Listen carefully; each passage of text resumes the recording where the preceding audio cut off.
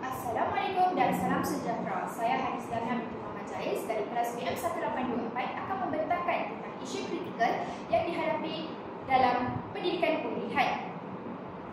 Isu kritikal yang akan saya ketengahkan adalah kekurangan kepakaran guru dalam pelaksanaan saringan dan diagnostik. Isu utamanya ialah ramai guru pemulihan dan guru arus perdana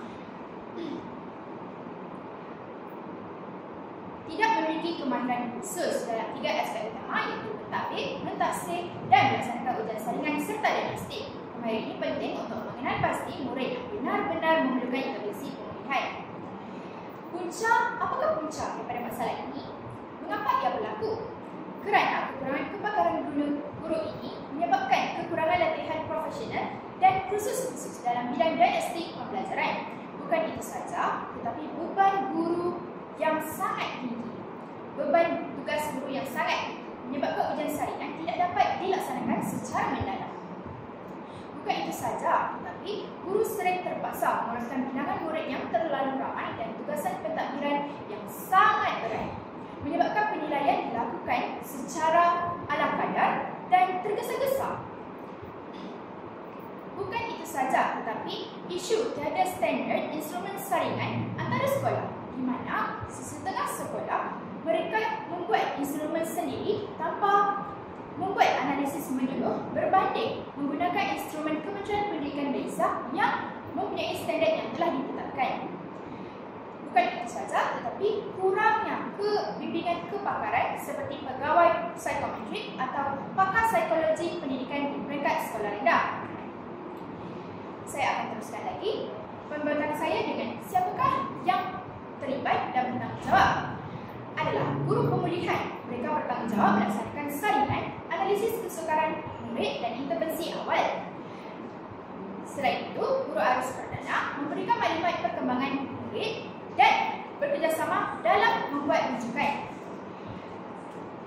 Selain itu, pihak pentadbir sekolah iaitu guru besar dan pihak pentadbir bertanggungjawab menentukan jadual saringan serta menyediakan masa, bahan dan sokongan yang diperlukan. Manakala Kementerian Pendidikan Malaysia bertanggungjawab menyediakan model standard latihan profesional dan pelaksanaan dasar bagi memudahkan urusan pengenalpastian dan pencalonan murid. Apabila proses saringan gagal, kesannya kepada murid amat besar, di mana mereka mengalami kesukaran pembelajaran kerana mereka tidak dikesan dengan tepat dan awal, menyebabkan mereka tidak dapat menerima bantuan dengan lebih awal dan intervensi menjadi lewat. Bukan itu saja, tetapi murid semakin ketinggalan dalam literasi dan numerasi asas. Pelabelan negatif pula akan berlaku, di mana guru membuat andaian berdasarkan perhatian semata-mata tanpa diagnostik yang sah dan tepat. Seterusnya, ia akan menjejaskan motivasi dan keyakinan murid tersebut. Mereka tidak dapat berhadapan dengan situasi di dalam kelas. Seterusnya, isu etika dan cabaran pelaksanaannya. Saya akan memberi penyelesaian dan cadangan secara beretika, di mana kita perlu menilai sama ada proses saringan dan diagnostik dilaksanakan secara beretika atau tidak. Tetapi isu ini semakin membimbangkan, di mana kita perlulah mengadakan latihan profesional berterusan CPT, iaitu membantu guru mentaksir data saringan dengan tepat, dan ini memberikan informasi yang sesuai kepada murid tersebut. Contohnya, pengenalan kepada kursus asas diagnostik literasi awal yang boleh diadakan. Bukan itu saja, tetapi kolaborasi profesional yang melibatkan guru pemulihan, guru arus perdana dan pihak pentadbir serta ibu bapa. Selain itu, mereka boleh berkongsi data murid sebelum membuat keputusan penempatan. Kolaborasi ini penting untuk menganalisis tahap murid secara menyeluruh melalui rekod kehadiran, ujian, rancangan pendidikan individu iaitu RPI dan pandangan rakan profesional yang lain. Ketiga, guru perlu mematuhi pematuhan keetika guru, di mana mereka perlulah mengelak dalam menggunakan pelabelan negatif untuk mewujudkan persekitaran pembelajaran yang selamat, kondusif dan positif. Seterusnya, soalannya, adakah sekolah telah melaksanakan proses saringan dan aksi dengan beretika? Jawapannya, belum sepenuhnya. Hal ini dikatakan kerana banyak lagi sekolah yang menghadapi cabaran dan etika yang ketara. Contohnya seperti isu saya, kekurangan kepakaran guru dalam mentadbir instrumen penilaian. Proses ini tidak dilaksanakan secara beretika kerana ketidaktepatan penilaian. Guru cenderung bergantung kepada pemerhatian subjektif, kurang latihan menggunakan instrumen standard KPM, dan ini menimbulkan risiko penilaian yang tidak tepat dan mengelirukan dalam menentukan keperluan sebenar murid tersebut. Bukan itu saja, tetapi pelabelan murid secara negatif, mana dilabel secara lemah, bodoh dan sebagainya. Hal ini menjejaskan motivasi dan konsep pendiri murid tersebut.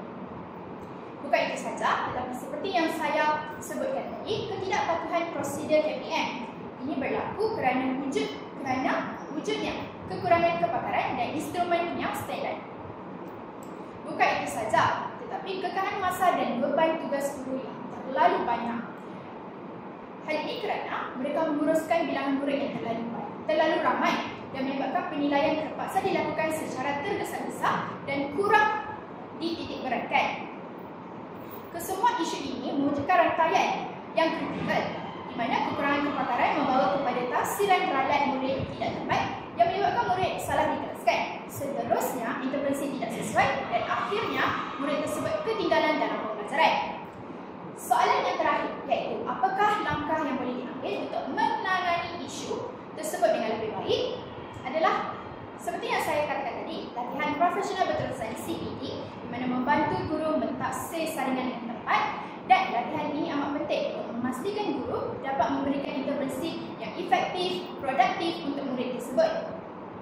Contoh programnya adalah kursus asas literasi dan sebagainya. Yang kedua adalah kolaborasi profesional, di mana setiap guru pemilihan dan guru arus perdana, kaunselor juga terlibat dalam berkongsi data murid secara menyeluruh sebelum membuat keputusan penempatan murid tersebut. Hal ini adalah bertujuan untuk menganalisis murid secara holistik melalui rekod kehadiran, ujian, RPI dan pandangan rakan-rakan profesional yang lain.